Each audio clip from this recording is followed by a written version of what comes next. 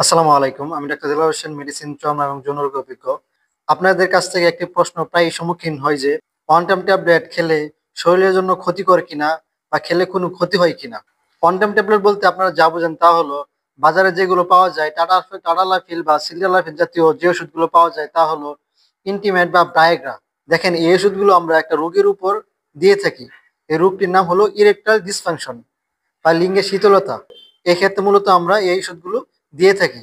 এই ওষুধগুলো খেলে আপনার শরীরের জন্য কোনো ক্ষতিকর প্রভাব ফেলবে না এবং এটা 100% সায়েন্টিফিক দ্বারা প্রমাণিত। দেখেন, একটা ছাদ ঢালাই করতে বিভিন্ন খুঁটির দরকার হয়, কিন্তু খুঁটিগুলো ছাদ ঢালাই হলে কিন্তু এগুলো আর দরকার পড়ে না। আমরা যে ওষুধগুলো দিয়ে থাকি, সিলডেনাফিল, টাটানাফিল, এই ওষুধগুলো মূলত হলো খুঁটি হিসেবে থাকে, কিন্তু এই ওষুধগুলো আমরা দীর্ঘদিন দেই না। এই ওয়ান টাইম ট্যাবলেটগুলো যাদের হার্টের সমস্যা রয়েছে তারা এই ওষুধগুলো সেবন করবেন না। এই ব্রায়াগা জাতীয় এই ওষুধগুলো কিন্তু ডাক্তারের পরামর্শ ছাড়া কোনোভাবেই সেবন করবেন না। মেডিসিন, চর্ম এবং যৌন বিষয়ে অনলাইনে চিকিৎসা সেবা পেতে আমার হোয়াটসঅ্যাপ নাম্বারে যোগাযোগ করতে পারেন। আসসালামু আলাইকুম।